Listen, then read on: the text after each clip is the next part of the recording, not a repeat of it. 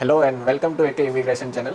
ये चैनल इसलिए बनाई गई है ताकि लोगों को पता चले कि तो कनाडा कैसे जा सकते हैं, कौन से ऑप्शंस है।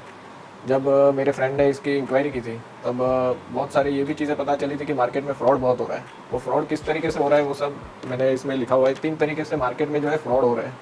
पहला है, एक तो यहाँ से आपको बता देते हैं कि आप ट्रांजिट वीज़ा, टूरिस्ट वीज़ा के लिए अप्लाई कर दीजिए। उसके बाद आपको यहाँ से ही डायरेक्ट जॉब इंटरव्यू के लिए करना होगा। आपको जॉब इंटरव्यू देने के बाद डायरेक्ट जॉब मिल जाएगी, LMIA लेटर मिल जाएगा। फिर आप वहाँ पे 2 साल काम कीजिए, वहाँ पे आपको PR हो जाएगी। तो हमने इसके लिए बहुत सारी इंक्वायरी की थी, बहुत सारे फेसबुक ग्रुप्स है, बहुत सारे लिंक्डइन पे भी कॉन्टैक्ट्स है जिससे हमने इंक्वायरी की और पता चला कि ये तो एक बहुत बड़ा फ्रॉड चल रहा है। तो हमने सोचा क्यों ना ये सब चीज़ की जानकारी है, जो भी इन्फॉर्मेशन है वो आप लोगों को यूट्यूब के थ्रू हम दे सकते हैं, ताकि जो भी मार्केट में फ्रॉड हो रहा है वो फ्रॉड ना हो और कौन से सही ऑप्शन है वो सब आप लोगों को पता चले। तो चलिए अब वीडियो की शुरुआत करते हैं।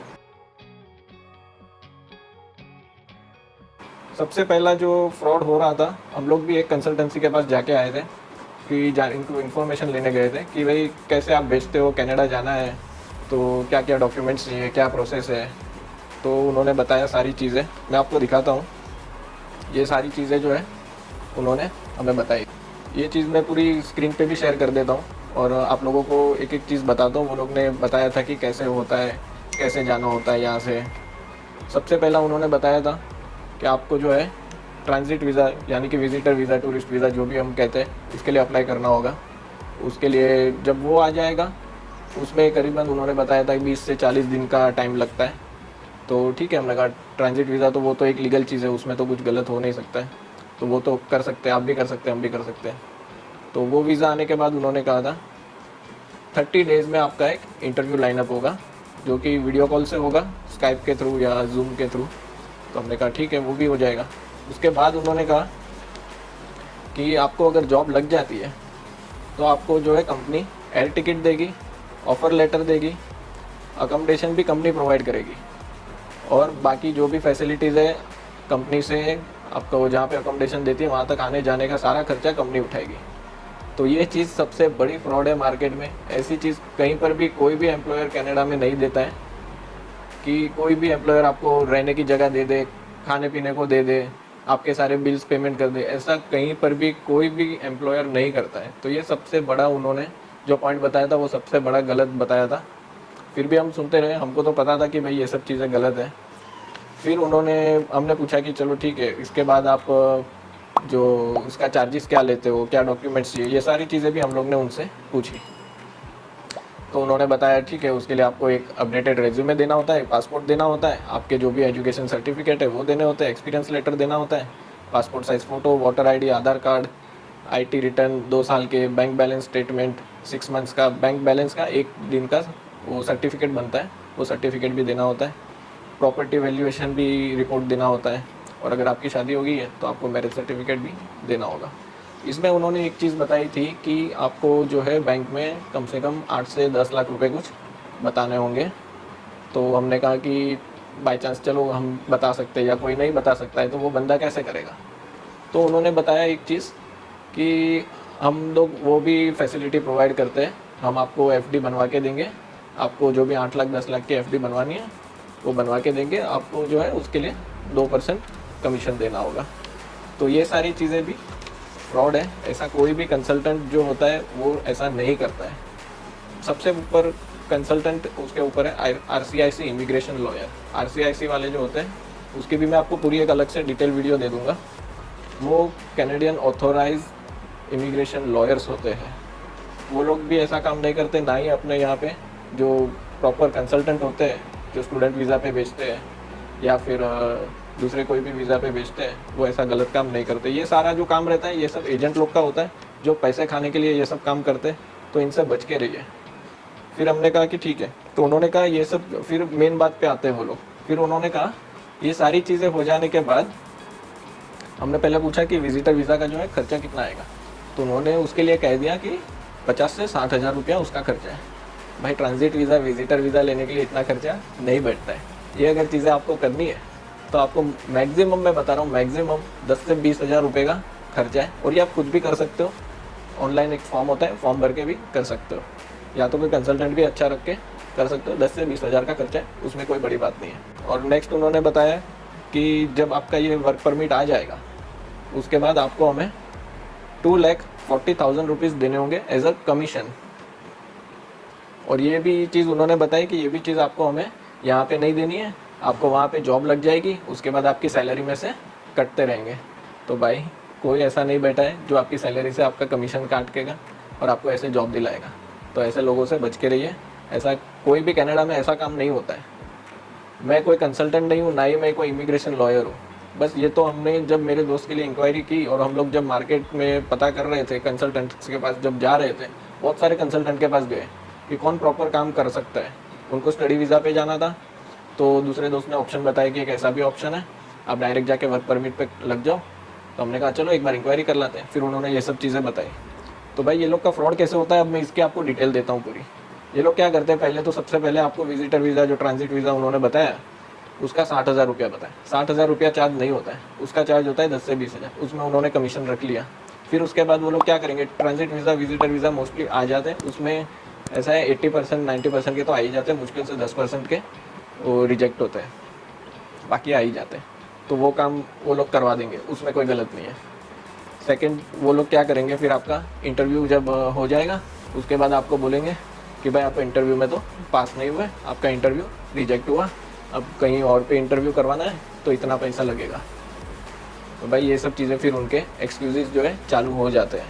तो ये सब लोगों से बच के रहिए, ये लोग एक नंबर के फ्रॉड है। ये लोग जो रास्ता बता रहे हैं कि विजिटर वीज़ा पे जाके मतलब यहीं से आपको जॉब इंटरव्यू हो जाएगा, LMIA मिल जाएगी, भाई LMIA इतने आसानी से मिलती नहीं है।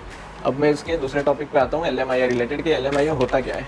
LMIA होता है लेबर मार्केट इम्पैक्ट असेसमेंट। ये कनाडा का गवर्नमेंट का एक LMIA लेटर होता है जो employer in Canada needs to get before hiring a foreign worker. इसका मतलब ये होता है कि कनाडा में कोई कंपनी है, कोई एम्प्लॉयर है जिसको वहाँ पे लेबर स्पेसिफिक काम के लिए नहीं मिल रहा है, समझो कि उसको ट्रक ड्राइवर चाहिए, उसको ट्रक ड्राइवर कनाडा में नहीं मिल रहा है, या तो उसको कुक चाहिए, वो वहाँ पे, अब ऐसा होता है कि आपको इंडियन कुक चाहिए, इंडियन स्टाइल फूड बनाने वाला, वो शायद नहीं मिलता हो, तो आप LMIA वहाँ पे अप्लाई कर सकते हो। वो कौन कर सकता है, एम्प्लॉयर कर सकता है, आप या मैं या कोई एजेंट नहीं कर सकता, वो एम्प्लॉयर ही करेगा। एम्प्लॉयर के पास ही LMIA लेटर आएगा। अब यहाँ पे एजेंट दूसरा फ्रॉड जो है वो मैं आपको बताता हूँ क्या करते हैं। आपको बोलते हैं हम आपको सीधा यहाँ से LMIA लेटर दिला देंगे, उसका आपको 20-25 लाख रुपया खर्चा होगा। 20-25 तो स्टार्टिंग बोलते हैं ये लोग। फिर आपको बोलते हैं अगर आपको मतलब ये 20-25 लाख में कैसा बोलते हैं, क्लीनिंग जॉब मिलती है, उसके ऊपर आपको अच्छी पोजीशन वाली जॉब चाहिए तो उसके लिए आपको 50 लाख, 60 लाख, 70 लाख ऐसे ऐसे LMIA के प्राइस बताते हैं। तो हमने वो भी इंक्वायरी की, वो भी एजेंट के पास गए, और ये इतना सही फ्रॉड चल रहा है। मोस्टली हम लोग सूरत से हैं, तो सूरत, अहमदाबाद, बड़ौदा, ये सब जगह पे हमने बहुत इंक्वायरी की, तो बहुत फ्रॉड हो रहा है। ये सब चीज़ें ऑनलाइन भी है, फेसबुक पे भी मैं कुछ ग्रुप्स में ज्वाइन हूँ जो कि कनाडा रिलेटेड है, वहाँ पे भी लोगों ने डाला है कि ऐसे ऐसे फ्रॉड हो रहा है। एक का मैं आपको स्क्रीनशॉट बताता हूँ, 2-3 है मेरे पास, बताता हूँ मैं आपको, आप देखिए और फिर मैं आपको इसका एक्सप्लेन करता हूँ। ये भाई साहब ने फेसबुक पे डाला हुआ है, इनके साथ भी जो है देखिए, ये इसने फेसबुक पे डाला हुआ है। मैं कोई अपने मन की कहानी नहीं बता रहा हूँ। अब इसके साथ क्या हुआ मैं आपको बताता हूँ। इन्होंने बताया कि मेरी वर्क परमिट तो आ गई है, LMIA भी आ गया है, बट मेरा एजेंट जो था वो मुझे LMIA लेटर नहीं दे रहा है। अब मेरा एजेंट जो है वो हॉस्पिटल में है, बहुत सीरियस है, और डॉक्टर ने बोला है कि भगवान से दुआ करो। अब इसने जो ऑफिस थी एजेंट की, वहाँ पे इंक्वायरी की, तो उन्होंने बताया कि ऑफिस में किसी को पता ही नहीं है इनके काम के बारे में, मतलब इसके LMIA लेटर के बारे में। उनके लैपटॉप में भी नहीं है, उनके पास एक हार्ड ड्राइव थी, उनको भी नहीं पता है। उनके तो 2 सीक्रेट एम्प्लॉय थे, उनको भी नहीं पता है कुछ। अब ये सीधा सीधा बेवकूफ़ बनाने वाली बात है, इनके चक्करों में ना पड़े। दूसरा मैं एक आपको बताता हूँ, एक फेक LMIA लेटर जो है किसी ने डाला था। LMIA लेटर होता है 6 से 7 पेज का, और ये लोग जो एजेंट होते हैं वो आपको 2-3 पेज का बना के एडिटिंग करके दिखा देते हैं कि भाई आपका जो है LMIA आ गया है। ये मैं आपको दूसरे का बताता हूँ, इसका एक्सप्लेन करता हूँ, इसमें गलती कहाँ कहाँ की है।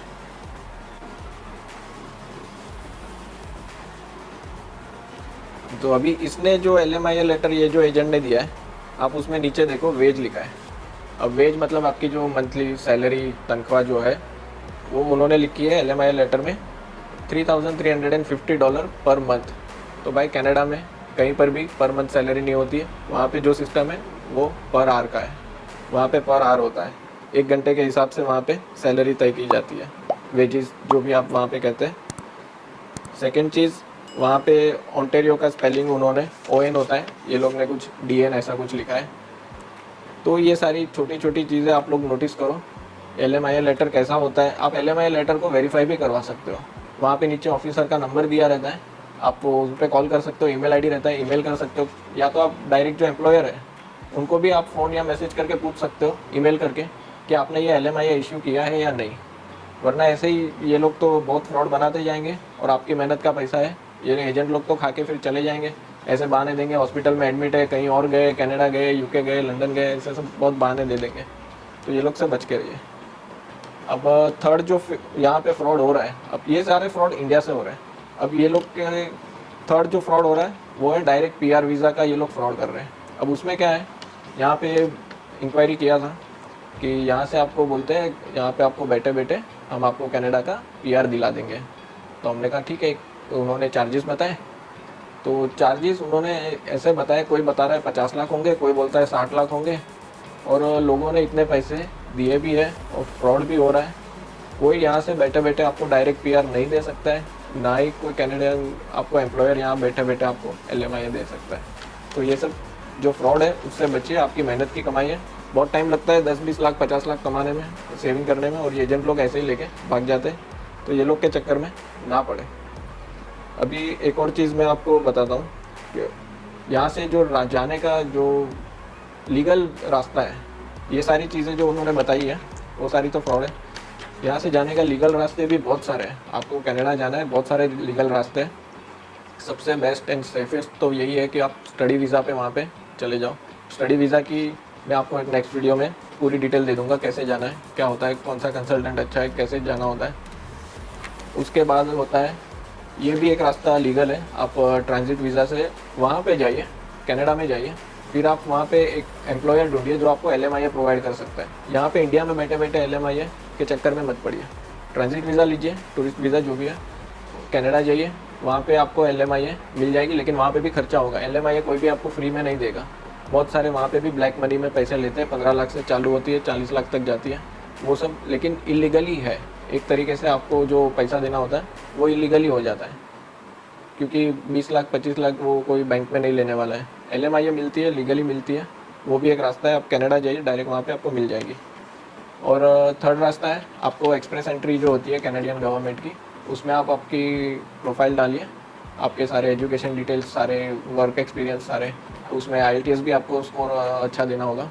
तो उसमें क्या आपको स्कोर आएगा कि आपका स्कोर समझो 450 है, 480 है, 500 है, तो वो उसमें आपको नॉमिनेशन होगा। वो ड्रॉ जो है अभी कुछ टाइम से बहुत स्लो चल रहा है, पहले बहुत ज़्यादा चल रहा था, अभी शायद अगले महीने जुलाई में ही है शायद। तो वो ड्रॉ भी एक अच्छा रास्ता है, उससे आपको जो है डायरेक्ट PR मिल सकता है। तो बस ये सब चीज़ की जो स्टडी परमिट है, LMIA का मैंने आपको बता दिया, स्टडी परमिट, और इसका डायरेक्ट PR के लिए जो एक्सप्रेस एंट्री है उसका मैं नेक्स्ट वीडियो में आपको पूरी डिटेल बता दूंगा, कैसे होता है, कैसे जा सकते हैं आप यहाँ पे। IELTS की एक अलग से वीडियो दे दूंगा, IELTS कैसे क्लियर करनी होती है, उसमें कितने बैंड लाने होते हैं, स्टडी वीज़ा के लिए कितने चाहिए, एक्सप्रेस एंट्री के लिए कितने चाहिए, वो सारी डिटेल मैं आपको नेक्स्ट वीडियो में दे दूँगा।